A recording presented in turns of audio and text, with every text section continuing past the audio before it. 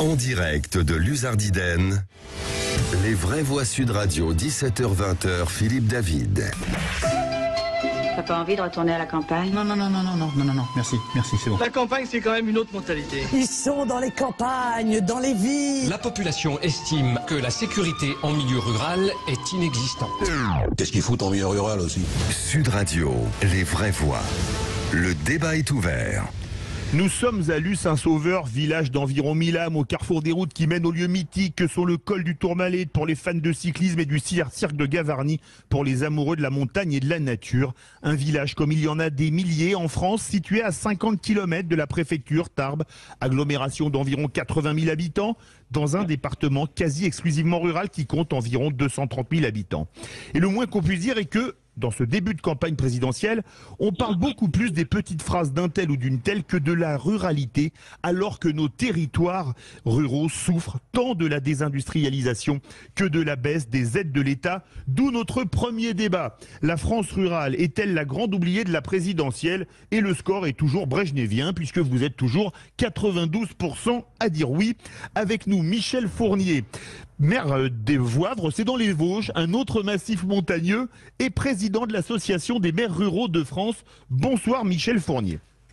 Oui, bonsoir. Est-ce que vous pensez que la France rurale est la grande oubliée de la présidentielle? Pour l'instant, ça semble être le cas, puisque les sujets abordés sont des sujets récurrents de chaque élection présidentielle, immigration, sécurité, etc. Et finalement, on oublie quand même ces 30% de gens qui vivent sur 80% du territoire. On va donner la parole au maire. Vous le connaissez peut-être, Laurent Grand-Simon, le maire de Luce-Saint-Sauveur, une petite ville de 1000 âmes, à peu près 1000 âmes dans les Hautes-Pyrénées, un autre massif montagneux, comme vous dans les Vosges. Qu'est-ce que vous voudriez dire, Laurent Grand-Simon, au président de l'Association des maires ruraux de France? Bonjour Michel Fournier. D'abord, continuer le travail sur la défense des collèges ruraux, sur la défense de nos territoires. Je pense que la ruralité est un grand oublié, point barre, pas que de la campagne présidentielle. Et les maires ruraux, c'est un combat quotidien pour garder les écoles ouvertes, les classes ouvertes, pour garder les gendarmeries ouvertes, pour garder les trésoreries ouvertes. En ce moment, c'est le débat sur les trésoreries.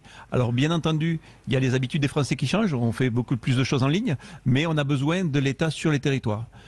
Si je peux continuer bien sûr. une seconde, l'État essaie de compenser avec des maisons France Service, et nous avons la chance à Luce d'avoir une maison France Service qui vient d'être labellisée, et on doit remercier le préfet des Hautes-Pyrénées qui nous a aidé à tout ça. C'est la communauté de communes qui le fait. Ça ne compense pas le personnel sur le territoire, ça ne compense pas une trésorerie, ça ne compense pas un enseignant, ça ne compense pas un gendarme, mais ça aide pour les services. Michel Fournier. Oui, alors, il est vrai que le propos pourrait sembler radical, mais il y a quand même des vérités dans cela. Le premier service, il ne faut pas l'oublier, le premier service, c'est la commune.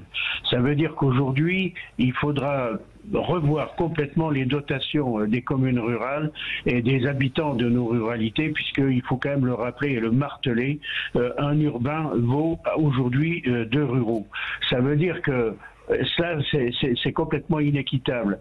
Et ça donne effectivement, ou ça diminue forcément les moyens d'accueil que l'on peut avoir au niveau de la commune. Et ça, c'est quelque chose sur lequel on va continuer à se battre. Si je prends un autre, parce que après, France Service, c'est intéressant aussi, il ne faut pas le négliger quand même. Hein. Ce sont des réponses de proximité dans les anciens chefs-lieux de canton, pour faire simple. Mais la commune doit être la première étape. Et si je prends un autre point que mon collègue vient de définir en ce qui concerne le scolaire, il doit y avoir un regard particulier sur certaines écoles, et notamment les écoles où il y a dans la même classe plusieurs niveaux.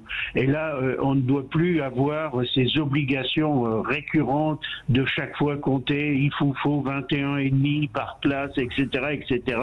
Sinon, on vous ferme, on vous ferme la classe. Les statistiques un peu soviétoïdes, quoi, en clair. Exactement, on y revient chaque année. Alors que l'on a donné une priorité dans des quartiers, disons, que l'on appelle plus sensibles, eh bien, on a donné une priorité pour faire en sorte qu'il y ait que 12 élèves dans ces mêmes niveaux. Donc, un enseignant qui a plusieurs niveaux dans une même classe, dans une même, pas école, mais une même classe, eh bien, on doit avoir un regard particulier. C'est des points comme cela sur lesquels on veut finalement que le regard soit différent et soit adapté à la situation de nos territoires. Je pense que mon collègue sera d'accord sur ces points-là. Tout à fait. Alors, Michel Fournier, je ne sais pas si vous aimez le rugby, mais il nous a rejoint. Louise Ouarmari, conseiller départemental des Hautes-Pyrénées, 3 Coupes du Monde avec l'équipe de France, une 2e, une 3e place, 3 victoires dans le tournoi des 5 nations. Bonsoir Louis. Oui, bonsoir Philippe, bonsoir tout le monde. Heureux de vous avoir avec nous. Vous, en tant que conseiller départemental des Hautes-Pyrénées, vous avez une grosse agglomération, Tarbes, et après, quasiment que des territoires ruraux. Comment est-ce que vous gérez les besoins entre la grande ville, qui fait le tiers de la population, et 99% ou 95% du territoire, qui représente les 2 tiers? Oui, tout à fait. Quand vous parlez de population, c'est vrai que l'agglomération Tarbes-Lourdes-Pyrénées, elle comprend la moitié du département. C'est 120 000 habitants. Le département, c'est de 130 000 habitants. Et la plupart de la population des Hautes-Pyrénées, c'est la ruralité. Et je rejoins tout à fait vos propos quand vous dites de la ruralité, les oubliés. C'est vrai que la loi NOTRe nous a beaucoup désavantagés. Comme l'a dit Laurent et notamment Monsieur le maire des Vosges là, Michel Fournier. Michel Fournier, c'est vrai que ces maisons France Service, c'est très bien pour les anciens cantons, ça garde une proximité, mais aujourd'hui on a tout délaissé des services publics. Et c'est malheureux de dire que je crois que on a le droit d'exister partout, que ce soit dans la ruralité ou dans l'urbaine, les grandes agglomérations. Aujourd'hui, il y a une politique qui fait que pour faire des méga métropoles, et on oublie l'essentiel, c'est qu'on est des territoires où on peut recevoir de la population, on a des services de la même manière qu'à Paris, comme ici à Lucin-Sauveur. Qu'est-ce que vous en pensez, Michel Fournier? Vous avez une grande ville, alors qui fait pied moins grande que Tarbes, Épinal. Comment ça se passe? Vous êtes d'accord avec Louis Armari quand il nous décrit la vraie problématique, notamment les services publics? Parce que je vois les lignes de train, moi quand j'étais enfant, ici le train il allait jusqu'à Pierrefitte-Nestalas, maintenant il s'arrête à Lourdes. Vous dire qu'à Lourdes il y a tellement de pèlerins qui viennent de toute l'Europe que là on ne peut pas supprimer les trains. Mais vous êtes d'accord avec l'approche de Louis Armari? Oui, alors il y a déjà 2 choses. Je voudrais lui dire que j'ai 2 petits-enfants qui jouent au rugby à Auch. Donc voilà. Ça, c'est chose faite. Par contre, en ce qui concerne la mobilité, je veux dire, penser que l'avenir ne sera que dans le train et les petites lignes, non.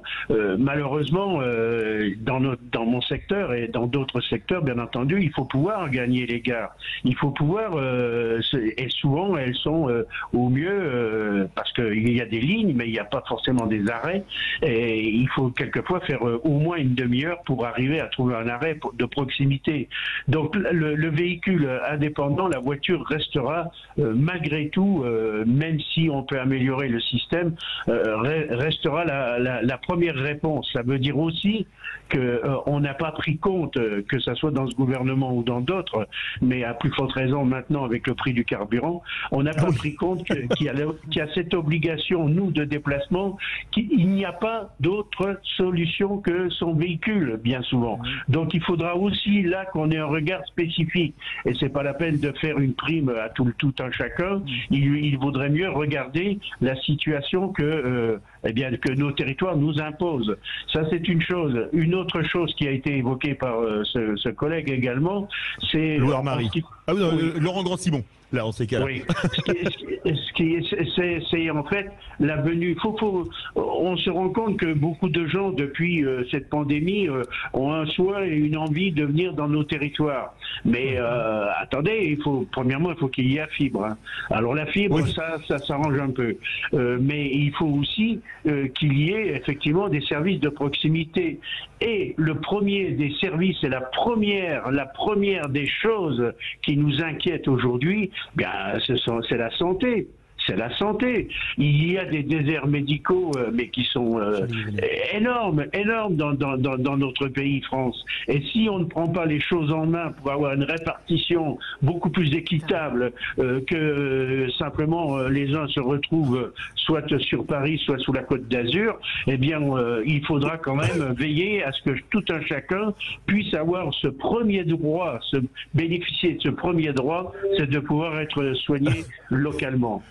Excusez-moi, je vais faire un petit déplacement en région Nouvelle-Aquitaine. Il y a quelques jours, on avait le collectif Urgence Hôpital à Marmande qui nous avait donné le nombre de médecins par habitant dans le Marmandais et sur le bassin d'Arcachon. Vous avez parlé de la Côte d'Azur. C'est sûr qu'à Arcachon, on ne manque pas de médecins. Là, il n'y a pas de problème. Par contre, à Marmande ou à Lucin-Sauveur, peut-être, mais on va en reparler. Florence Marc, vous êtes d'accord, vous qui travaillez notamment dans la santé, avec ce que dit Michel Fournier, que ça, c'est un impératif d'en finir avec les déserts médicaux. Ça se fera pas en 15 jours, on est bien d'accord. Qu'est-ce que vous voulez lui répondre? Bien près du micro. Alors moi je voudrais déjà rebondir sur ce qu'a dit Louise tout à l'heure sur la désertification des services publics et qui me paraît fondamentale parce que la maison France Service certes c'est une alternative mais pour y être confrontée tous les jours une personne qui a 80 et plus, la dématérialisation elle sait pas ce que c'est. Ça c'est vrai. Et donc finalement, elle n'a pas d'iPhone, elle n'a pas de smartphone, pardon, pour pas faire de pub. Elle sait pas ce que c'est ça. Et le service de proximité, c'est là qu'on voit qu'il manque cruellement parce que la relation à l'autre, elle est hyper importante. Et je trouve que c'est dommageable pour les personnes âgées, notamment qui sont dans le milieu rural, qui sont isolées. Et ensuite, pour rebondir sur le désert médical, alors oui, je suis tout à fait d'accord avec Monsieur Fournier. Alors à Lucin-Sauveur, on n'est pas forcément impacté parce que effectivement, nous sommes une ville thermale. Donc, oui, donc il y a des curistes, donc il y a des médecins. Mais je pense qu'effectivement, notre département, il est sérieusement impacté dans certains territoires, faute de médecins. Et alors, on fait pas... J'ai entendu un médecin l'autre jour qui disait que c'était maintenant récurrent que les personnes fassent 80 km pour aller voir le médecin traitant. Moi, ça m'a un peu interpellée quand même parce que effectivement, le carburant devient très cher, oui. Très cher. Ça coûte plus cher que la consultation médicale d'y aller en carburant. En plus, rien que l'aller simple. Et puis quand on est malade, on n'a pas forcément envie de faire 80 km pour aller voir son médecin traitant. Et effectivement, alors même si Lourdes est quand même une ville moyenne et importante, il y a par exemple, pour ne citer que cette ville, 7 médecins qui partent à la retraite. Oui. Qui n'ont pas trouvé alors, je donne un chiffre lourd, je crois que c'est 18 000 habitants. 13 400 habitants. 13 400 habitants, ouais. Enfin peut-être avec l'agglomération 18 000. Non, l'agglomération de Santarbe, 13 000. Les villes autour, d'accord, oui, 13 000. Donc il y a 7 médecins qui partent à la retraite, ça fait 4 000 personnes qui vont se retrouver sans médecin traitant. Ou alors les médecins qui vont être surchargés de travail. Michel Fournier, qu'est-ce que vous voulez répondre à Florence Marc? Je veux répondre tout simplement, c'est étonnant hein, quand même, puisqu'on est dans la grande diagonale de la France. Et... Ah bah oui, Vosges-Pyrénées, c'est la grande diagonale. Là, oui, c'est... Alors, oui. vous savez, moi, je suis maire d'un village de 300 habitants, à côté d'un ancien chef-lieu de canton qui a 1500 habitants et qui est une, entre guillemets, ville thermale. Eh bien, dans cette ville thermale qui s'appelle Bains-les-Bains, eh bien, il n'y a plus de médecins. Et pourtant, une maison médicale a été installée, toute neuve, hein, il y a 2 ans, et il n'y a plus de médecins. Ça veut dire qu'on trouve encore un médecin qui vient et qui se consacre à la cure ou curiste, parce que c'est l'économie première de ce secteur. Mais si t'es pas curiste, voilà. T'es pas soigné. Terrible. C'est fou. Alors c'est assez étonnant quand même. Comme quoi vous voyez la disparité qu'il peut y avoir dans notre France. Et c'est vrai aussi que on ne réglera pas les choses comme vous l'avez dit. On sait très bien, puisqu'on a rencontré le ministre plusieurs fois par rapport à cela, la seule réponse qui nous a été donnée, soyez patient, attendez 7 ou 8 ans. Oui. À Pâques ou à la Trinité, quoi. Alors justement, Laurent Grand-Simon veut vous interpeller. Il est maire comme vous, hein, Michel Fournier. Justement, la seule réponse, c'est pas d'attendre. La seule réponse, c'est la mobilisation des élus locaux. Et on voit que ça marche. Quand les élus locaux des Hautes-Pyrénées se mobilisent, on réouvre la ligne de train de la Colombe Bleue de Paris le train de nuit de Paris à Lourdes. Et ça, c'est parce que les élus locaux se sont mobilisés. Parce que les élus locaux se mobilisent, on a la chance de vivre en région Occitanie. On a Carole Delga qui a annoncé l'emploi direct de 400 médecins, dont de 200 médecins, donc 40 dès 2022. À la sortie des universités. À la sortie des universités, parce que justement, les nouveaux médecins veulent être salariés. Et donc, la région Occitanie va embaucher dès 2022 40 nouveaux médecins qui vont être ensuite localisés sur les zones les plus stratégiques. Les plus en besoin de médecins. Finalement, est-ce que c'est quand même amusant que maintenant, à l'époque, les médecins voulaient être libéraux, maintenant ils veulent être salariés. C'est quand même important, Michel Fournier, non, dans ce domaine. Ce qui est important, est-ce que personne n'accepte fait c'est la vie. Hein. La société a évolué, on est tous plus ou moins urbanisés, même nous les ruraux. Et finalement, quand on a parlé de la loi Notret tout à l'heure par rapport aux collectivités. Mais notre nouvelle organisation du territoire de la République, je le rappelle pour les auditeurs, qui ont peut-être oublié depuis... Voilà. Oui, vous avez raison. Mais par contre, si on oublie quand même qu'il y a eu un process qui a été enclenché il y a maintenant peut-être 20 ans, qui s'appelle les 35 heures, et qui ont déclenché tout un phénomène de société complètement différent, c'est-à-dire avec des priorités qui n'étaient plus forcément celles d'avant, et c'est comme ça, c'est légitime. Hein. Ça veut dire qu'aujourd'hui, tout le monde veut organiser sa vie professionnellement, ses loisirs, d'une façon beaucoup plus importante. On veut vivre autrement, on a ce besoin-là, et en fonction de ça, eh bien, on n'a pas les moyens en face et les moyens humains pour arriver à régler ces problèmes, et notamment dans le médical, c'est la réalité. Parce que n'oublions pas une chose, vous l'avez dit tout à l'heure, 7 médecins vont partir dans ce secteur-là, vous avez signalé. Mais ces 7 médecins, peut-être qu'ils étaient encore d'une ancienne école et ils acceptaient de faire un certain nombre d'heures. Mais aujourd'hui, pour remplacer un médecin, c'est pas un qu'il faudra, c'est pas un pour un. Ça sera certainement 2 pour un. Ou 2. Pour pouvoir couvrir le même service.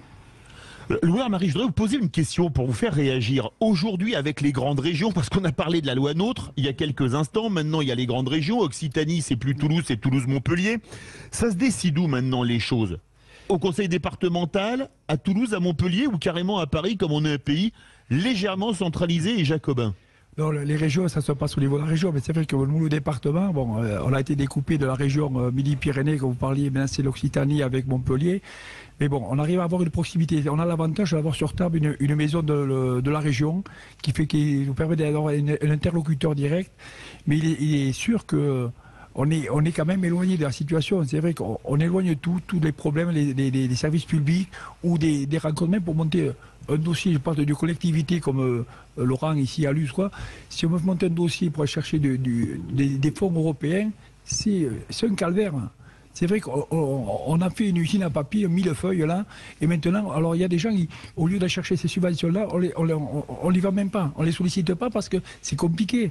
Et ça je comprends. Et alors aujourd'hui, on dit qu'en France, on ne consomme pas cet argent européen. Non mais c'est quand même dramatique. C'est hallucinant. Et franchement, c'est hallucinant à mesure où on ne peut pas l'utiliser parce que c'est une usine à gaz pour monter un dossier, quoi. Vous êtes d'accord avec ça, Michel Fournier, avec Louise Ouard-Marie, que c'est une usine à gaz, les dossiers? Vous savez, ça fait 30 ans que je suis maire. Et des dossiers, que ce soit pour mon village ou pour la Comcom que je présidais auparavant, petite Comcom de 5000 habitants, je sais les difficultés des fonds européens. Alors, je ne parle même pas du FSE, le Fonds de solidarité européen. Oui, parce que là, il faut pas avoir de la trésorerie d'avance. Hein. Il faut être la Banque de France. Ça veut dire que la Banque centrale européenne ou la Réserve fédérale, même si vous voulez. Quand vous avez obtenu ces fonds européens, il vous faut attendre. Aujourd'hui, on est en train d'essayer de récupérer des fonds européens de 2016-2017. Vous imaginez? Non, mais c'est cela quand même. Alors, les autres, notamment au travers des GAL, c'est les groupes d'action locaux qui déterminent un petit peu pendant des durées, enfin sur certains secteurs, les opérations qui peuvent être subventionnables. Eh bien là aussi, c'est de la folie douce. Et quand on dit que c'est l'Europe qui pose des difficultés, eh bien je suis pas sûr que ce soit l'Europe qui pose de plus de difficultés. C'est notre sacré tonnerre d'administration française qui veut faire mieux que l'Europe et qui fait souvent compliquer les choses en passant par et il a raison le collègue, en passant par des filières qui font qu'à un moment donné, eh bien, on se dit, vous n'en avez pas besoin des fonds européens, que vous ne les utilisez pas. Vous vous rendez compte des reliquats qu'on a, c'est malheureux, etc. Mais si c'était simple, croyez-moi, les besoins sont là, on les utiliserait. Merci beaucoup Michel Fournier, maire de Voivre dans les Vosges et président de l'association des maires ruraux de France. On a créé le lien là avec vous, Laurent Grand-Simon, Louis-Marie, non? Tout à fait. Bon, vous allez pouvoir travailler ensemble, c'est parfait. Verdict sur Twitter. La France rurale est-elle la grande oubliée de la présidentielle? Oui, c'est toujours brejnevien, 92% à dire oui. Bon, ça vous dirait là de vous affronter tous les trois dans un quiz présidentiel? C'est moi l'arbitre. Vous êtes partant? Allez, on est partant. Je vais être une parfaite inculte, mais on va essayer. C'est parti.